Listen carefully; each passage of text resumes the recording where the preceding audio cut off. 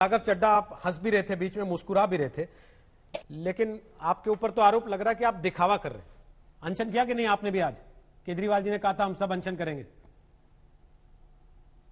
आवाज नहीं आ रही है आपकी, वॉल्यूम शायद म्यूट। हाँ अब आ रही है, अब आवाज आ रही है। अब बोलिए बोलिए। मैं रोहित जी मुस्कुरा इसलिए रहा था कि मेरे इतने प्रिय मित्र संबित जी को इतनी मुश्किल अंग्रेजी पढ़कर इतनी मुश्किल भाषा में पूरे लीगल जार्गन से जूझते हुए ये कानून समझाना पड़ रहा है।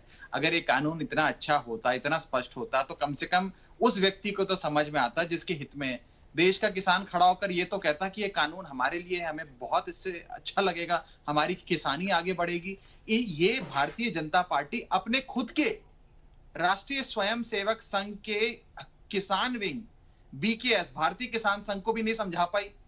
कल इनके एक और अफिलिएट स्वदेशी जागरण मंच ने भी चिट्ठी लिखकर कह दिया हम किसानों की मांग का समर्थन करते हैं, भाजपा का कानून गलत है। और इनके खुद के सहयोगी अकाली दल ने भी इनका साथ छोड़ दिया।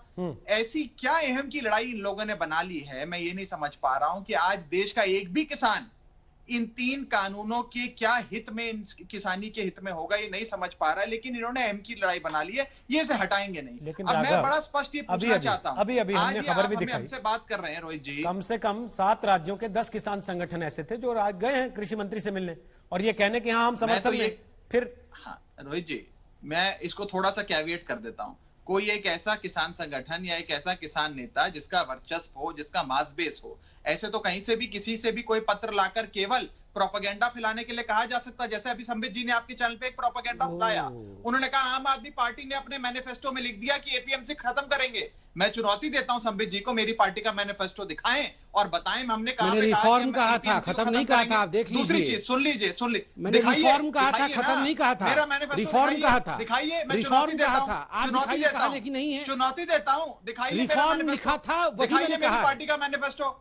इस प्रकार से झूठ मत फैलाइए। मैं आपके बीच में नहीं बोला। एक चीज मैं एक और स्पष्ट, प्रकाश जावड़ेकर जी ने दिखाया है उसको। रोहित जी अब मैं आ रहा हूं, मैं जावड़ेकर जी पर ही आ रहा हूं, मेरी बात पूरी होने दीजिए, पूरी कर लीजिए। अब ये लोग क्या कर रहे हैं, किसानों के आंदोलन में बंटवारा हो, आपस में किसान यूनियन भिड़ जाए और साथ ही साथ कैसे इस पूरे आंदोलन को कलंकित किया जाए उस दिशा में काम कर रहे हैं। इनके तमाम नेता कहते हैं कि जो किसान वहां आंदोलन कर रहे हैं वो अपराधी हैं, आतंकवादी हैं, देश विरोधी हैं, देश विरोधी ताकतें चीन और पाकिस्तान ये जो तमाम आंदोलन है इसको प्रायोजित कर रही हैं। मेरा ये स्पष्ट कहना है, जो लोग देश के अन्नदाता को आतंकवादी कहते हैं उनकी जगह भारत देश में नहीं है, उनको पाकिस्तान चले जाना चाहिए। सर पहले आप मैं स्पष्ट शब्दों में कह रहा हूं संबित पात्रा जी, अमरिंदर सिंह की बात का जवाब तो दे दीजिए। गाली देना बंद करिए। सुबह से कह रहे हैं कि आप लोग ड्रामा कर रहे हैं बैठ के वहां, उनकी बात का जवाब तो दिया नहीं आपने। मैं दे देता हूं, इससे पहले कि आप गौरव जी के पास जाएं।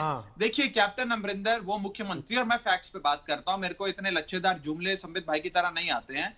कैप्टन अमरिंदर वो मुख्यमंत्री हैं जो उस समिति का हिस्सा थे जिस समिति ने ये 3 कानून बनाए। जुलाई 2019 में उसकी मीटिंग हुई, अगस्त 2020 में उसकी 19 में उसकी मीटिंग हुई और सितंबर 2019 में उस समिति की मीटिंग हुई। उस समिति में कैप्टन अमरिंदर सरकार की मौजूदगी थी और उनकी सहमति से ये 3 कानून बने।